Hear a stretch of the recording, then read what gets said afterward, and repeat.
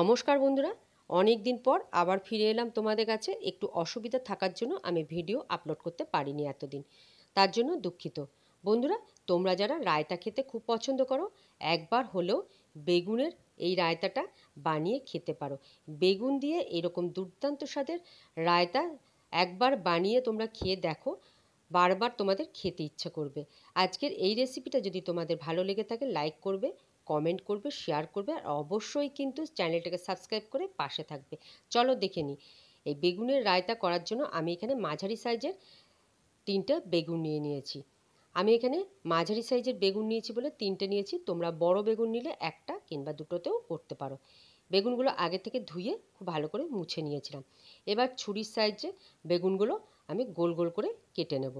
দেখো, খুব বেশি পাতলা করে কাটবো না, আবার খুব বেশি পুরু করে আমি কাটবো না। মাঝারি সাইজের করে কেটে নেব, তাতে বেগুনগুলো খুব তাড়াতাড়ি ভাজা হয়ে যাবে। আর দইয়ের মধ্যে দিলে বেগুনগুলোর মধ্যে দইটাও খুব ভালোভাবে ঢুকে যাবে। দেখো, এইভাবে আমি গোল গোল করে কেটে নিচ্ছি। বন্ধুরা, অনেক দিন পর তোমাদের কাছে ফিরে এসেছি। শরীরটা একটু খারাপ ছিল, তার জন্য ভিডিও আপলোড করতে পারিনি। আর বন্ধুরা, একবার হলেও এইভাবে বেগুনের এই রায়তাটা অবশ্যই কিন্তু করে খেয়ে দেখবে। খেতে অসাধারণ হয়, আর খুব কম সময়ের মধ্যে গরমে এরকম একটা দুর্দান্ত স্বাদের রেসিপি বারবার কিন্তু খেতে ইচ্ছা করবে। খুবই হেলদি একটা রেসিপি। দেখো, এইভাবে আমি বেগুনগুলো কেটে নিয়েছি। এই বেগুনটাও আমি একই রকমভাবে কেটে নেব। বেগুনের পাশটা আমি ব্যবহার করব না, মাঝের যে রিংগুলো আছে একটু বড় বড়, সেগুলোই আজকে রায়তাতে ব্যবহার করব। এবার একটা প্লেটের মধ্যে কেটে রাখা বেগুনগুলো তুলে নিচ্ছি। এবার এই বেগুনগুলোর মধ্যে আমি লবণ, হলুদ আর একটু ঝাল শুকনো লঙ্কার গুঁড়ো মাখিয়ে নেব। এইভাবে লবণ, হলুদ আর একটু ঝাল শুকনো লঙ্কার গুঁড়ো যদি মাখিয়ে রেখে দেওয়া হয়, তাহলে বেগুনগুলো কিন্তু খুবই টেস্টি লাগবে এই রায়তার মধ্যে দিলে। দেখো, আমি খুব সামান্য পরিমাণে লবণ দিয়েছি, খুব বেশি লবণ দিইনি। হলুদ দিয়েছি, আর লঙ্কার গুঁড়োটাও কিন্তু খুব বেশি দিইনি। এবার খুব ভালো করে বেগুনগুলো আমি লবণ, হলুদ, লঙ্কার গুঁড়ো দিয়ে মাখিয়ে কিছুক্ষণ রেস্টে রেখে দেবো।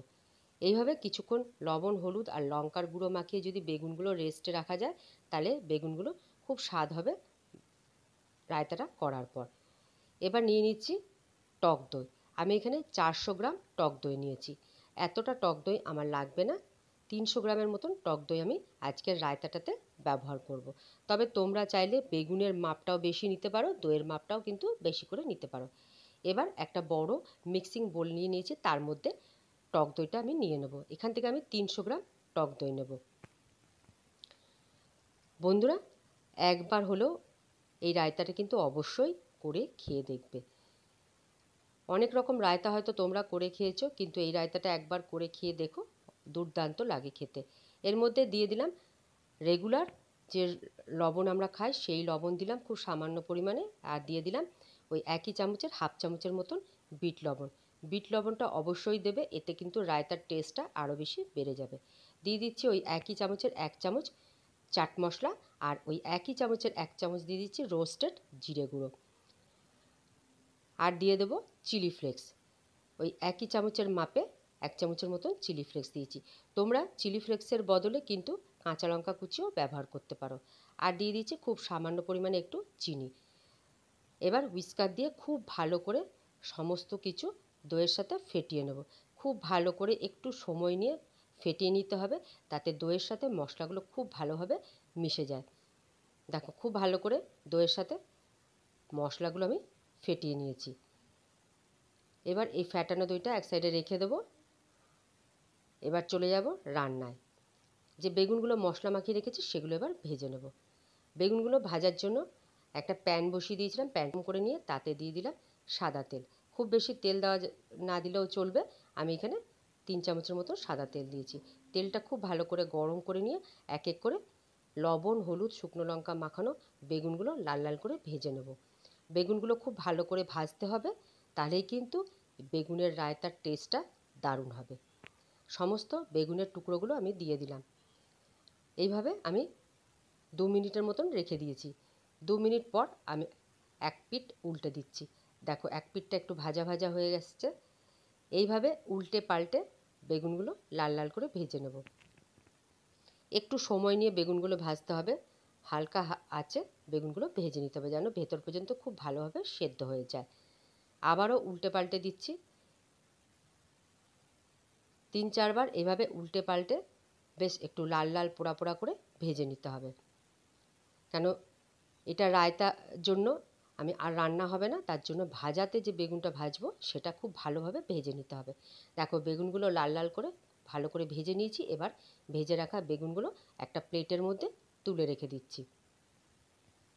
বেগুন যত ভালো ভাজা হবে রায়তার টেস্ট কিন্তু ততটাই ভালো হবে। সমস্ত বেগুনগুলো তুলে নিলাম।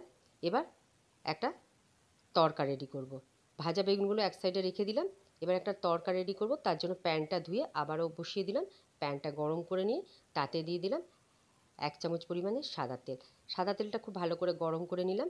তাতে দিয়ে দিচ্ছি কালো সর্ষে।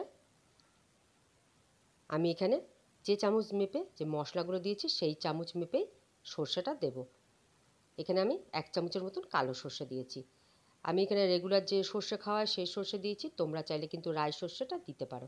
দিয়ে দিচ্ছি 1 চিমটি হিং, আর দিয়ে দিচ্ছি 4-5টা চেরা কাঁচা লঙ্কা। সব কিছু আলতো হাতে একটু ভেজে নিচ্ছি। একটু আলতো হাতে ভেজে নিতে হবে, খুব বেশি ভাজার দরকার হবে না। এবার দিয়ে দিচ্ছি কয়েকটা কারি পাতা। কারি পাতাগুলো নাড়াচাড়া করে একটু আলতো হাতে ভেজে নেব। দেখো আমার রায়তার জন্য তড়কা একদম রেডি হয়ে গেছে। এর বেশি আর তড়কাটা কিন্তু ভাজবো না, তাহলে সুন্দর গন্ধটা নষ্ট হয়ে যাবে। এবার তড়কাটা নামিয়ে রেখে দিলাম।